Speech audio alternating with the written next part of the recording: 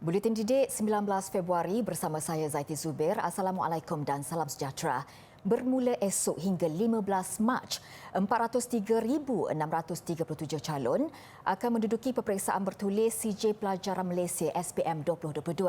Dengan tempoh kurang 12 jam sahaja lagi, tumpuan kebanyakan calon ketika ini lebih kepada persediaan mental dan fizikal sebelum menempuh perjuangan besar.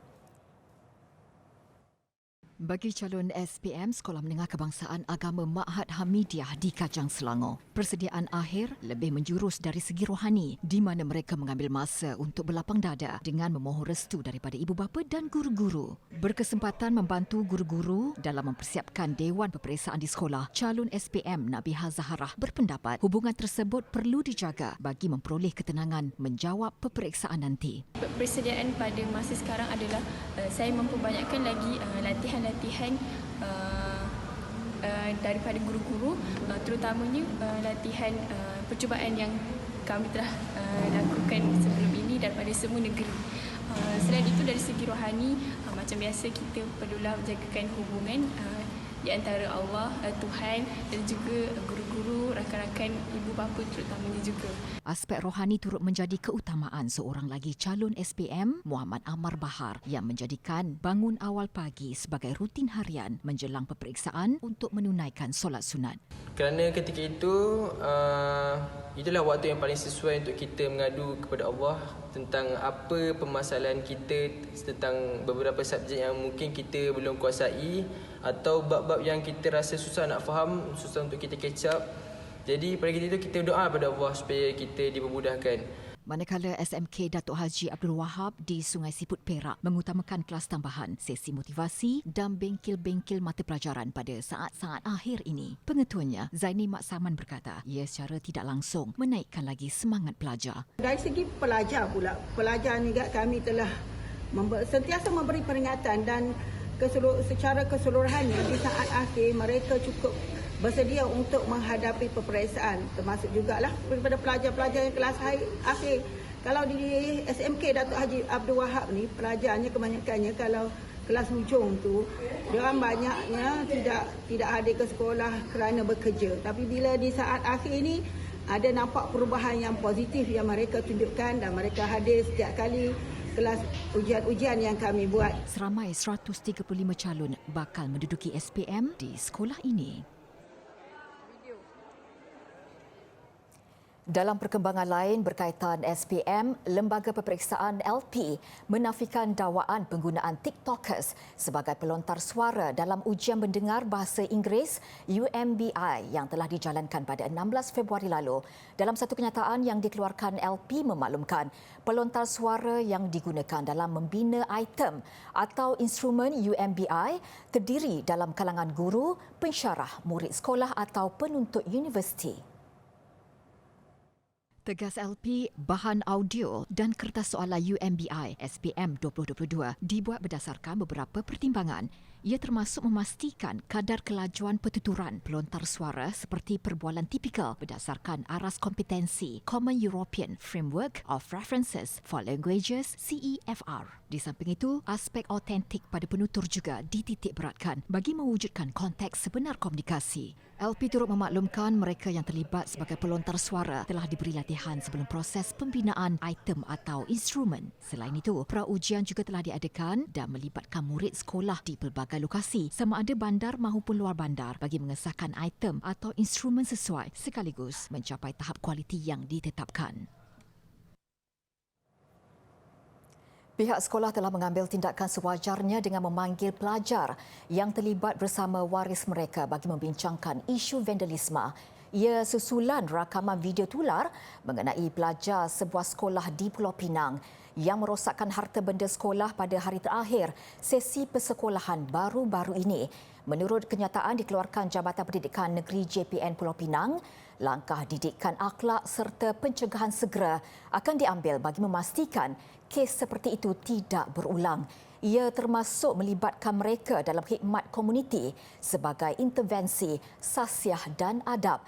Dalam pada itu, nilai kerugian kerosakan harta benda masih dalam siasatan. JPN Pulau Pinang sentiasa komited memastikan kesejahteraan guru dan murid diberi perhatian.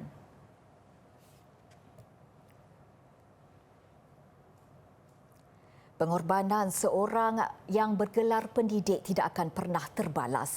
Justru tidak hairanlah apabila tiba hari terakhirnya menabur khidmat selepas berpuluh tahun bergelumang dalam dunia pendidikan, penghargaan besar pasti menanti. Demikian dialami bekas guru besar Sekolah Kebangsaan Jalan 4, Bandar Baru Bangi, Selangor, Ainun Muhammad Salihuddin melalui majlis meranum kasih menggalung budi. Lebih mesra dengan panggilan Puan Ainun, perkhidmatannya selama 38 tahun diraikan dengan penuh meriah dan gilang gemilang. Kehadirannya pada hari terakhir diiringi oleh paluan kompang dari wakil murid-murid sekolah berkenaan. Turut hadir ialah Ketua Pegawai Pendidikan Daerah PPD Hulu Langat Arbain Pini yang dipertua Persatuan Ibu Bapa dan Guru SK Jalan 4 Rosla Muhammad serta pengerusi Persatuan Guru Besar Malaysia Yazid Zakaria. Pelbagai sumbangan telah beliau berikan kepada sekolah tersebut dan sistem pendidikan secara keseluruhannya. Ia termasuk menjalin kerjasama dengan sekolah-sekolah dari luar negara seperti Indonesia, Thailand, Brunei, Singapura dan Jepun melalui program pertukaran pelajar, program jaringan serta pertandingan peringkat antarabangsa. Sedih sebenarnya meninggalkan sekolah yang sangat saya sayangi ini. Ya, SK Jalan 4 ni merupakan sekolah yang hebat.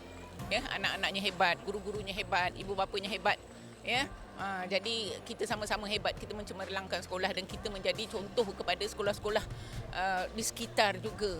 Kami banyak menerima, mendapat anugerah, dapat memenangi pelbagai pertandingan. Ya, kita merupakan Johan Sekolah Hijau peringkat negeri Selangor dan juga merupakan Johan Sekolah Lestari, pengurusan terbaik Sekolah Lestari peringkat kebangsaan. Puan Ainun juga merupakan pencetus program track yang dikendalikan sepenuhnya oleh ibu bapa bagi membantu guru membimbing anak-anak yang masih tidak menguasai 3M iaitu membaca, menulis dan mengira.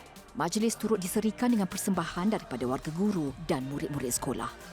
Berkongsi rahsia sebagai seorang pemimpin mahupun guru, Puan Ainun berkata, kunci utama ialah keikhlasan seseorang individu itu dalam melakukan sesuatu pekerjaan, terutama dalam bidang pendidikan. Kita sama-sama membantu, ya, sama-sama saling melengkapi. Ya, saya saling melengkapi guru dan ibu bapa. Ya, saya haraplah SK Jalan 4 terus kekal cemerlang di pesada pendidikan kebangsaan dan juga antarabangsa, insya-Allah.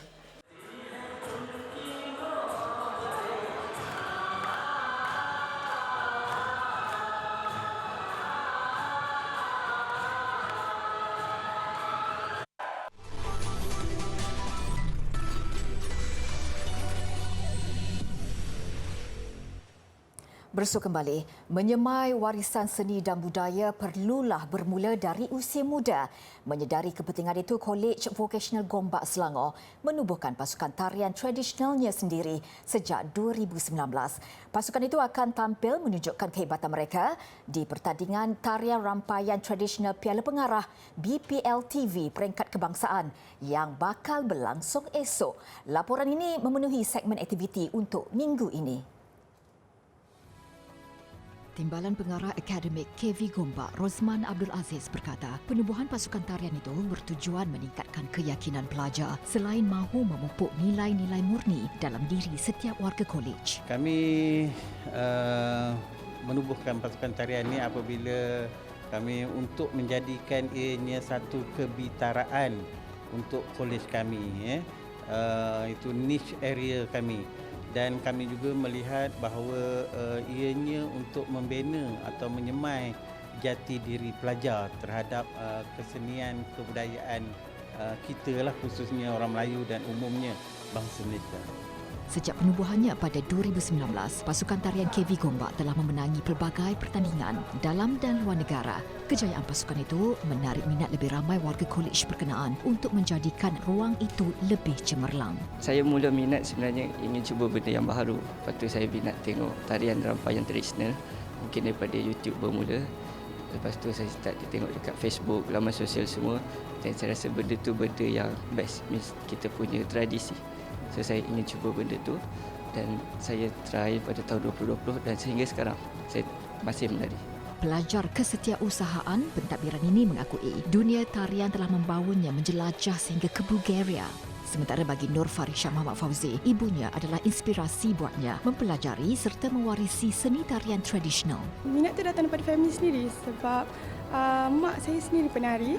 So daripada situ lahirnya minat dalam seni tarian tradisional, bukannya moden. Kecemerlangan KV Gombak dalam memartabatkan seni budaya Melayu tidak terhenti di sini. Uji bakat sentiasa diadakan setiap tahun untuk melahirkan pelapis baharu tarian tradisional. KV Gombak turut menjemput jurulatih profesional untuk melatih pasukan tariannya. Pertandingan tarian rampayan tradisional Piala Pengarah BPLTV peringkat kebangsaan kali ini meletakkan KV Gombak selaku tuan rumah. Berlangsung esok, ia bakal menyaksikan lebih 10 pasukan tarian dari kolej vokasional seluruh negara mempamerkan kehebatan masing-masing.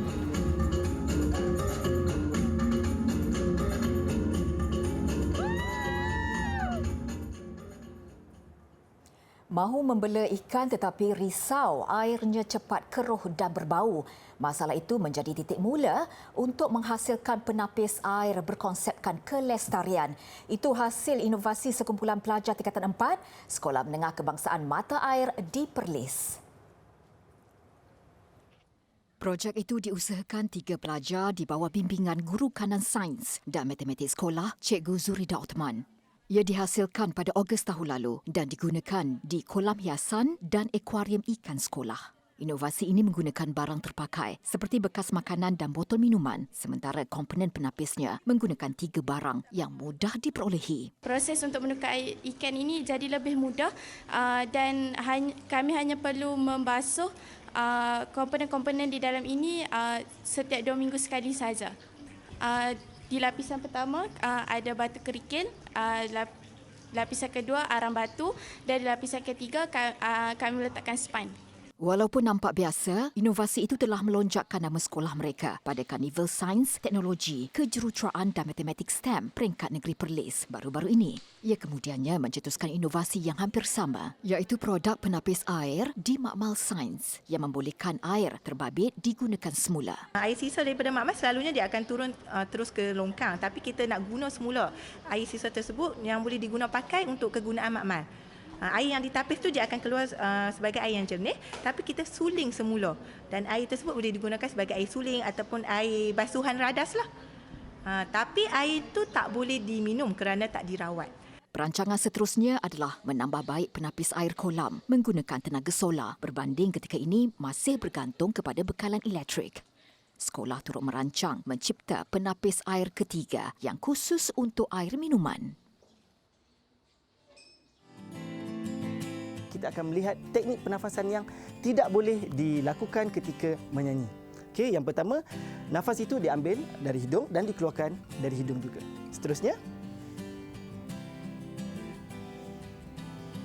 Seterusnya kita akan melihat pernafasan yang diambil dari mulut dan dikeluarkan dari mulut juga.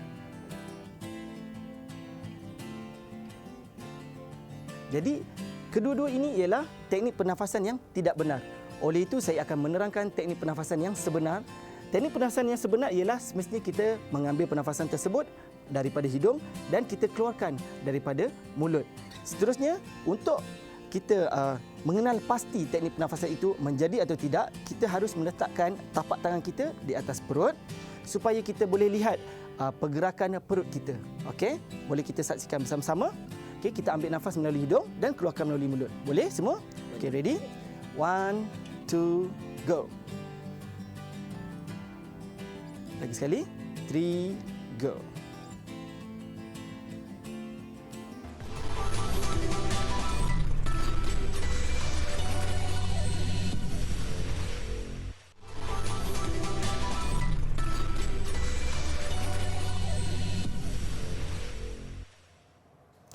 Komet hijau yang kali terakhir dilihat kira-kira 50,000 tahun lalu muncul semula menyinari langit. Peluang keemasan itu disaksikan oleh ahli Kelab Astronomi Johor yang menganjur aktiviti cerapan untuk melihat komet gergasi itu di kawasan lapang Taman Bestari Indah Ulu Tiram malam semalam. Pengasas Kelab Astronomi Johor Muhammad Nazam Anwar berkata, aktiviti cerapan langit pada waktu malam dapat memberi pendedahan kepada komuniti setempat mengenai ilmu angkasa lepas. Komet hijau, okay, this is interesting, the ZTF. So this one is the rare and kita cuma nampak once in a lifetime lah because it's a 50,000 period comet which is very rare and kita tak akan jumpa lagi lah because they will take another 50,000 to reach Earth. And this is the opportunity lah. Even right now, kalau sesiapa yang berkesempatan kan boleh sama-sama untuk tengok sekali komet yang sangat cantik. Kira-kira 30 komuniti setempat terdiri daripada pelajar sekolah rendah dan menengah teruja melihat komet berkenaan melalui teleskop antara jam 8.30 hingga 10 malam.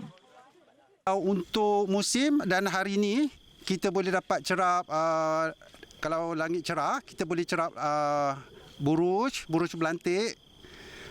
Dan juga yang paling terkini sekarang, paling viral sekarang adalah komet E2022. Ya, komet hijau tadi kita sempat cerapkan. Dan juga planet Marikh, planet Musari, dan juga planet Zura lah. Jadi siapa-siapa yang berpeluang tengok ni memang rezekilah. Saya dapat tengok bulan, komet dan bintang. Rasa macam gembira lah sebab komet tu dia muncul 50,000 tahun sekali. Itulah rezeki lah untuk saya lah. Malam ni saya dapat tengok sebuah objek bernama komet dan bintang seperti Scorpion, planet-planet yang kita tak tahu kat luar sana. Saya minat sebab objek dia nampak mistik, lawa dan susah dikaji kat luar. Bintang paling terang. Berkatan beramai-ramai sudah menjadi acara sinonim setiap kali cuti penggal persekolahan. Mengambil kesempatan itu, Hospital Pakar KPJ Seremban tidak ketinggalan melaksanakan inisiatif tanggungjawab sosial korporat dengan menganjurkan program berkatan percuma khusus untuk golongan asnaf dan B40. Bertempat di Masjid Jamek Datuk Kelana Petra Sengding, Ampangan. Program ini adalah yang pertama diadakan selepas 3 tahun tertangguh berikutan pandemik COVID-19. Menurut Ketua Pegawai Eksekutif Serantau Wilayah Tengah 1 KPJ, Maisara Omar, program diadakan dengan kerjasama Jabatan Hal Ehwal Agama Negeri Sembilan dan Pejabat Ahli Dewan Undangan Negeri Ampangan, melibatkan 46 kanak-kanak berusia antara 3 hingga 13 tahun. Kami berharap program ini sedikit sebanyak dapat memberi keceriaan, kegembiraan dan good memories to all anak-anak kita yang akan berkatan pada hari ini. Terdahulu, program seawal jam 7.30 pagi ini dimulakan dengan kesemua peserta diarak diiringi alunan tiupan tertuang instrumen tradisional masyarakat Melayu. Mereka kemudian dimandikan dengan semburan air oleh pasukan bomba dan penyelamat Ampangan. Kanak-kanak ini seterusnya ditepung tawa sebelum beratur untuk dikatankan. Pelbagai gelagat dapat dilihat, namun yang pasti kesemua mereka teruja dan tidak sabar untuk berkatan. Hari ini saya sunat dengan adik. Rasa teruja. Tak takut? Tak, sebab saya dulu takut sunat tapi sekarang saya nak dengar sunat-sunat ni best. Saya nak sunat lah. Sebelum ni kau tak nak sunat awal lah? Sebelum ni nak sunat awal tapi takut. Lepas tu terasa lah macam nak sunat. Sunat dengan ni seronok? Seronok. Seronok sebab apa? Sebab dapat sunat. Dapat sunat, seronok. Memang tak takut langsung? Tak. Majlis ini turut disaksikan lebih 200 tetamu termasuk ibu bapa kanak-kanak yang terlibat.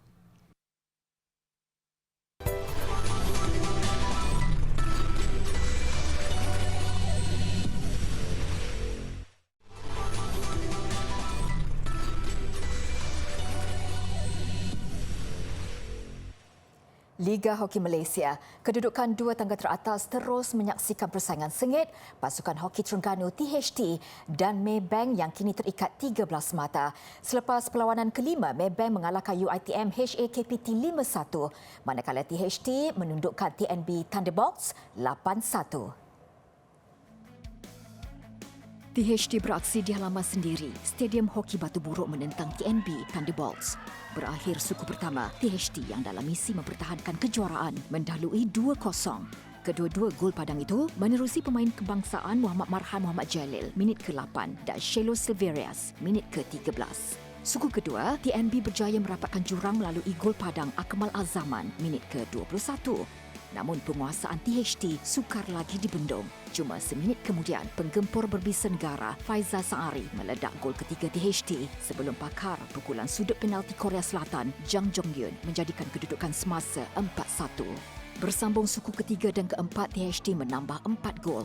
Jong-yun melengkapkan hat-trick pada minit ke-50 dan 59.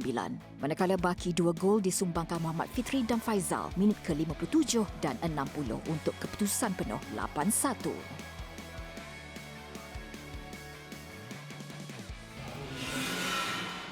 Sementara itu dalam aksi Liga Premier Futsal Malaysia, Selangor Match membuka tirai saingan kumpulan B mengalahkan pendatang baru PFA Odin Sarawak.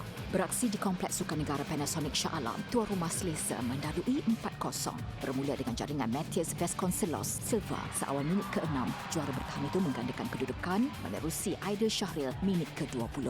Selangor menyumbat 2 gol pantas dalam tempoh 2 minit menerusi Aidil Izzuan minit ke-30. Disusuli gol keempat Bukhari Samsudin 2 minit kemudian. Seminit berselang PFA Odin Sarawak cuba bersaing menerusi jaringan Georgie Kincladis. Namun jaringan sendiri Wan Nur Azhar Wan Ahmad minit ke-37 nyata merencat kebangkitan pasukan pelawat. Tamat perlawanan, Selangor Match 5, PFA Odin Sarawak 1.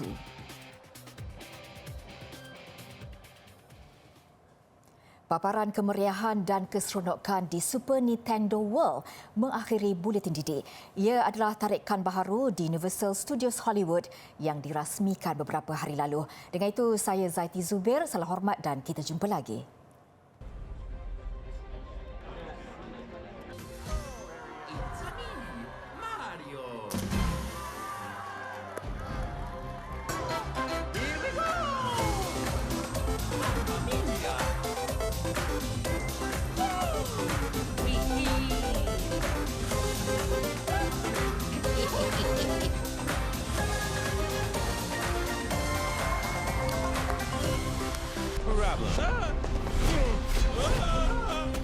Yes!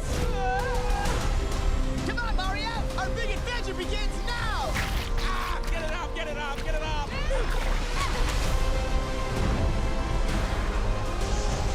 There's a huge universe out there. Whoa. With a lot of galaxies. They're all counting on us.